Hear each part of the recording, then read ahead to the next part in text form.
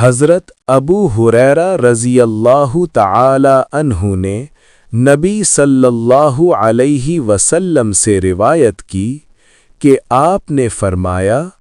جنت میں ایسی قومیں،